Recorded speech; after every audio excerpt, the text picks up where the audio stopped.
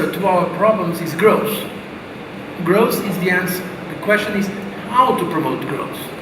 Europe can indeed in 2020 be an important economic bloc on the world scene. Once you have a common currency, you have a common destiny. Of course, we are not here to take political decisions, but at least with the business community to say what we want. What we want for SMEs, what we want for innovation, what we want for the growth potential of Europe, what we want for skills. A lot of issues to put Europe back on track.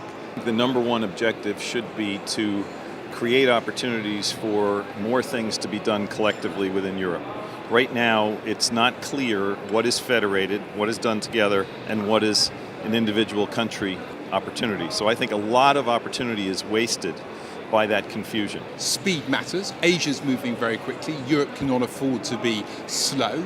There's great opportunities, I think, if Europe leverages its strengths, particularly in export markets. And critically, that innovation is going to be right at the heart of everything that Europe does.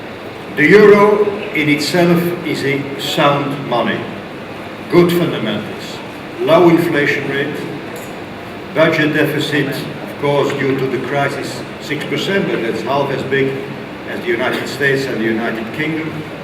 We are still very much fearing that financial instability, the problems of the banks will resurface again. So do something about it and do it quickly.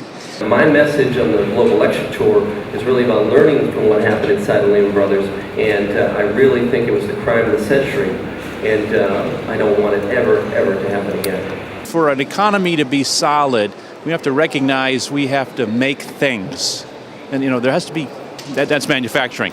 I think our economy's got a little too, in the developed world, got a little too excited about making money from money. With this deep crisis, we have turned the page of a unipolar world versus a multipolar world, where China will be important, India will be important. So Europe really must now compete with several big blocs, and we can only win this race, or at least have a good result in this race, is if we come together.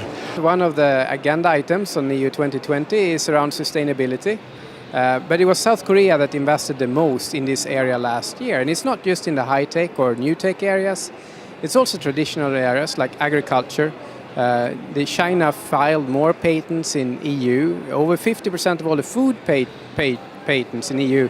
So maybe it's time to look at reallocating some of the agricultural spend to innovation and drive that. There's a need for understanding which areas of Europe will focus on which things. The creation of clusters, for example.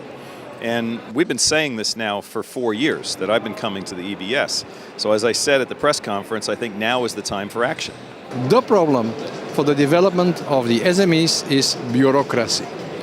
So please do something. You can do something about that, European Commission and Council, because it is a measure that doesn't cost €1. Why does it take 1 week to bail out a big bank and 6 months or 12 months to accept a loan from an SME? This is not threatening the balance sheet of the state. Why does it take longer? 2/3 of all people in Europe actually work for small companies.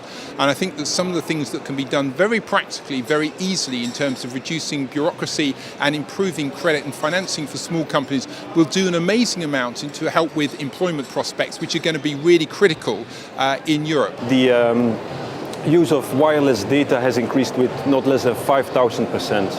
So the point I want to make is that when you come up with an innovative product like a smartphone supported by strong broadband networks, that can transform industry even in the heat of a big economic crisis that we have seen. Most R&D is grounded in manufacturing, and that's where the problems are going to be solved. Herman Van Rompuy, the European Council President, just walked past behind you. He still walks over there. What do you see for European national governments? What do they need to do to make sure that Europe can remain attractive as a manufacturing environment? I think first recognize the importance of manufacturing and what it brings, particularly, as I said, in addressing and offering real common sense solution to the issues that we have today. I would strengthen Europe 2020 by focusing on one overarching concept, and that's innovation. We had the Lisbon agenda, it didn't all happen, but it's clear we need to stimulate growth, to stimulate growth, we need to drive innovation. The Council has a lot of things to do, and this is a political challenge for them, but they have to take that decision and to do it right now.